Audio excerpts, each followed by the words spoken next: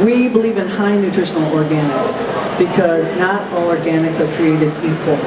So we want that nutrient-dense food that we get to be jam-packed with as much nutrient density as it can have, as nature is intended for that vegetable or product to have. So we take a look at the fact that, especially with the growth in the organic market, we do not have, not all organics are created equal, so you see organic, but you might not be getting as nutrient dense as you may think you are. So that's, you know, look at this, 90% of Americans are undernourished.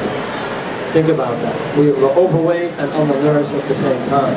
That means you don't get the high nutritional values in your food. You're just stuffing yourself.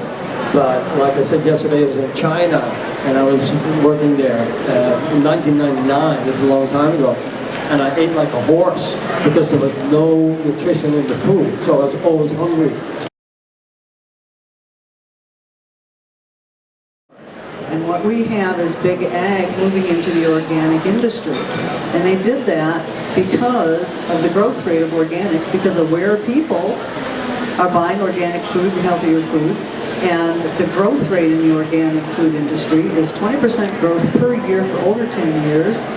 It has a 5 times growth factor over any other part of the food sector. So your large food companies want to get in there and they go, whoa, there's some money here. Yes. So they're in it for yield and they're in it for profit. They want part of that industry. They're buying up small farms. It's really hard for a small farmer to compete, and that's in the chemical ag also. And they're also buying up popular organic brands. This is something that any of you who've worked on trying to get labeling laws for GMO, there's been a lot of posters out there trying to really make people aware of the companies that are actually the parent companies of a lot of small organic brands that are owned by Heinz and Kellogg's and GE, or General Mills rather, and these other companies. So what you they have were is footing the bill on the anti-labeling. Those guys with their organic labels were footing the bill for the anti-labeling of GMO. Yeah, it's so like, hello. And also along with that comes the greening of the junk food market. And part of that happens because the USDA organic seal that you see on organic approved, that has a meaning, but it's only as good as the quality of the company that puts that on their product.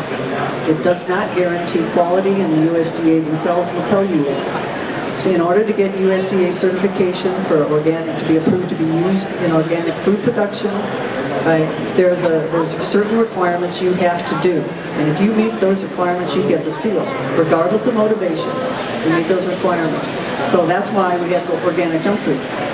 So because as long as you meet the requirements, that's it. Whereas the original idea of organics was wholesome food, high nutrient food.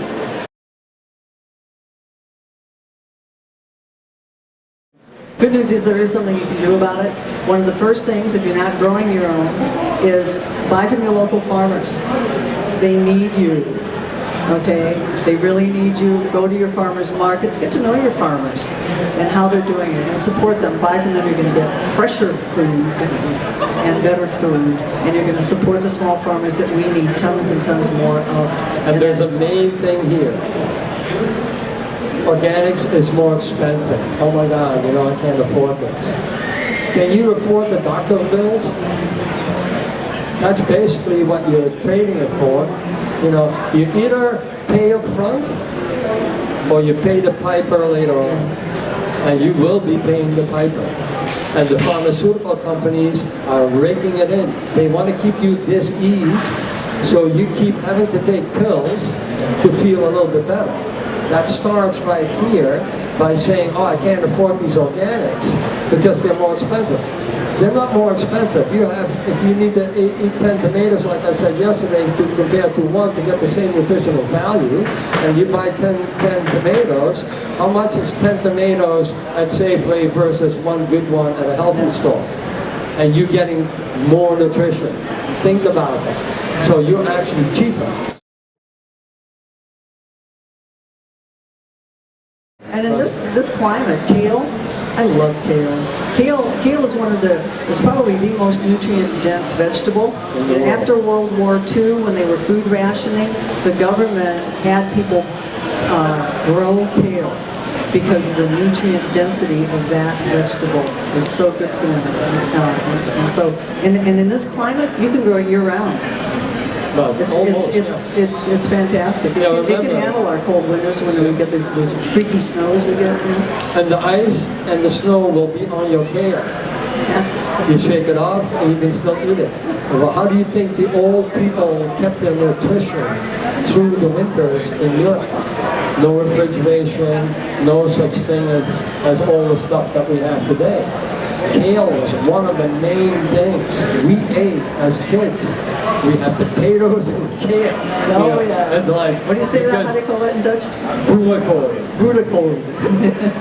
He makes it a lot. I love it. I still make it today. It's really good. I put a little touch of vinegar on it, and it's like, It is really good. yeah, it's so tasty. I love it.